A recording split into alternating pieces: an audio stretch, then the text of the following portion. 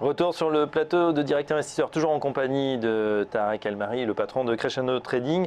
On parle évidemment de ce qui va se passer aux États-Unis cet après-midi, le non-farm payroll. On était jusqu'ici sur une très bonne dynamique au niveau de l'emploi, à contrario un peu de ce qui se passe actuellement sur la bourse. Est-ce que ça va durer? On sait qu'en tout cas la Fed est data dependent, ça veut dire que si on a de très bons chiffres, au niveau de l'emploi, ça justifie que la Fed continue son mouvement, ça ne sera pas forcément très bon pour les marchés. Ouais, donc on a clairement 3 hausses de taux qui sont attendues par rapport au Fed Fund. Et s'il y a des bons chiffres, exactement, on aura des hausses de taux qui vont se confirmer. Donc c'est vrai que des très très bons chiffres de l'emploi américain ne seront pas forcément des très bons chiffres pour les actions, pour les marchés. Donc c'est les fameuses périodes où des très bons chiffres et les marchés baissent.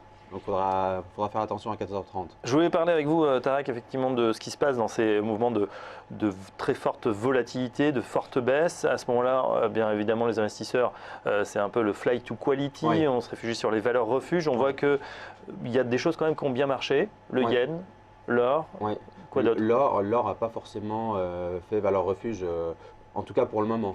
Si les marchés décrochent de 20%, là on oscille toujours à 1000 dollars. Et on a pour l'instant des investisseurs qui, malgré la baisse, pour l'instant c'est une correction sur les marchés.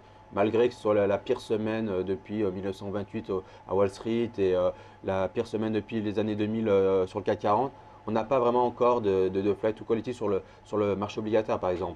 Les investisseurs ne se réfugient pas, les taux ne baissent pas fortement. On est toujours sur la dette allemande à 0,5% et sur la dette à 10 ans française à 0,9%. Donc, pour le moment, les investisseurs liquident un peu leur position.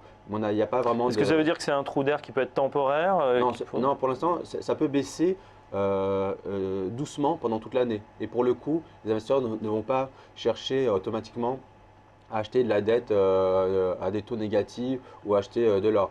Généralement, c'est quand il y a des gros décrochages que les investisseurs paniquent et après achètent des valeurs sans rendement ou alors des valeurs refuges comme l'or. Pour l'instant, les investisseurs restent néanmoins assez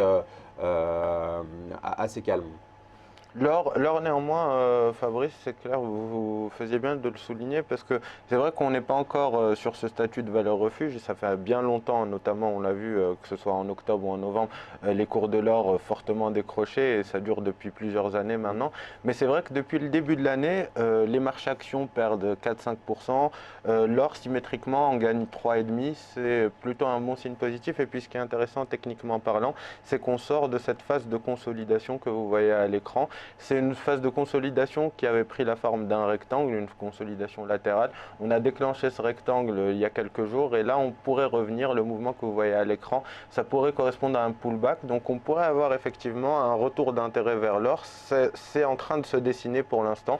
Ça va être à confirmer. Effectivement, si le décrochage se poursuit sur les marchés actions, on pourrait avoir un retour vers les valeurs refuges qui ne le sont plus depuis un moment. Mais on a quelques stratégistes américains, notamment Mark Faber, qui est souvent pessimiste et qui essaie d'anticiper pas mal de gros décrochages sur les marchés, indiqué que lui c'est vraiment le Dr Gloom comme on l'appelle. Il anticipe 40% de baisse sur le S&P et il recommande d'acheter de l'or.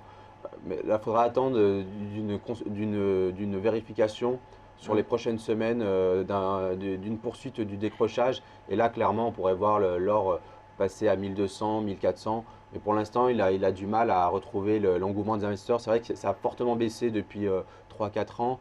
Et c'est difficile d'amener des investisseurs sur un produit. On se souvient qu'en tout cas, effectivement, la relique barbare, comme on l'appelle, avait fortement grimpé, atteint ses plus hauts en pleine crise, que ce soit 2008 ou 2011. Évidemment, on ne se souhaite pas ça pour tous ceux qui ont des actions. Et puis il y a une autre raison également qui pourrait expliquer ce décrochage sur les marchés actions, c'est qu'avant août, les investisseurs étaient assez couverts et leur portefeuille était assez couvert par des puts contre une baisse. Après le mois d'août et le rallye du mois d'octobre qu'on a connu, les couvertures n'ont pas été aussi intenses, les gérants n'ont pas autant couvert leur portefeuille et donc ce qui fait que dès qu'une baisse est déclenchée, elle est beaucoup plus rapide forcément parce que justement les investisseurs ne sont pas couverts contre cette baisse-là. Qu'est-ce qu'on peut faire justement dans ces phases de forte volatilité? Est-ce qu'il faut rester à l'écart du marché? Est-ce qu'il faut en profiter? Est-ce qu'il faut rentrer dedans? Il y a clairement beaucoup d'opportunités et à chaque décrochage en réalité il y a des ventes paniques. Et là, c'est d'opportunités, c'est surtout du scalping, des positions à très court terme en fait, qui sont réalisables dans ce type de marché. Rester investi, en tout cas à l'achat sur ce type de marché, je le déconseille. Donc des positions à la vente et à l'achat, mais uniquement sur du très court terme.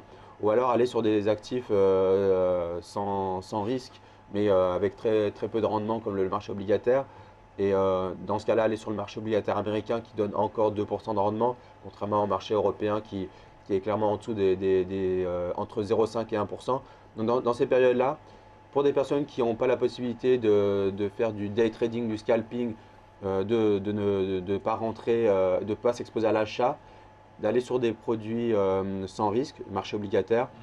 Et pour des personnes qui ont la possibilité d'être actifs, de profiter des points de pullback pour se mettre vendeur à découvert et d'attendre des forts décrochages comme on a eu 7% une semaine pour prendre des positions à l'achat, mais toujours en gardant à l'esprit que c'est du court terme. Donc il faut être très réactif, encore plus exactement.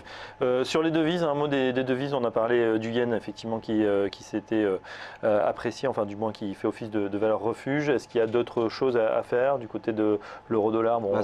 Tout va être l'euro-dollar, on va suivre les chiffres de l'emploi américain. Si les chiffres sont très bons, on aura 3 hausses de taux aux États-Unis. S'il y a 3 hausses de taux aux États-Unis, l'euro-dollar va se déprécier.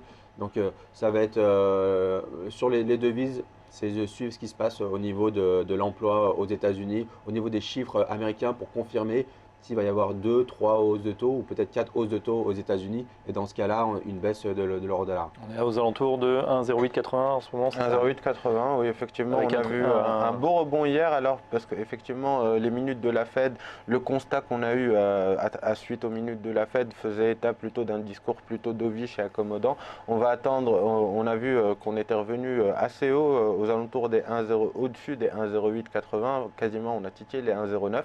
Et ce matin, effectivement, on a cette corrélation négative qui refait surface. Elle n'y était plus trop depuis le début de l'année, mais entre les indices européens et l'euro-dollar. Et donc on voit bien qu'on échoue de nouveau sur des niveaux aux alentours des 1,0920, 0,930. Et on pourrait revenir, vous voyez, alors je ne l'ai pas dessiné à l'écran, mais on le voit bien, on évolue dans une sorte de canal.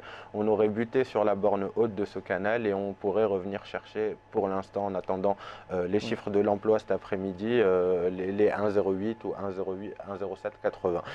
Cela dit, les chiffres de l'emploi, c'est une statistique très importante qui peuvent avoir un impact majeur et faire bouger la devise, justement la paire, dans un sens ou dans l'autre de manière très rapide.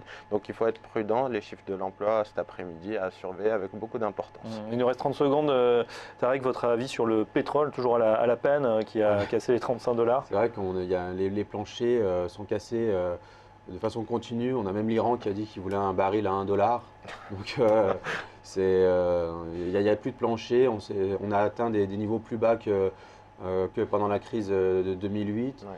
Donc, on a atteint plus bas de 12 ans. Ouais. Donc là, clairement, c'est un peu compliqué de faire des prévisions avec des acteurs qui sont plutôt dans une guerre des prix et on ne sait pas jusqu'où ça peut aller. Une guerre là aussi géopolitique, en tout cas. Il y a déjà des victimes, c'est sur le segment du high yield, on en parlait tout à l'heure, le segment du high yield aux États-Unis.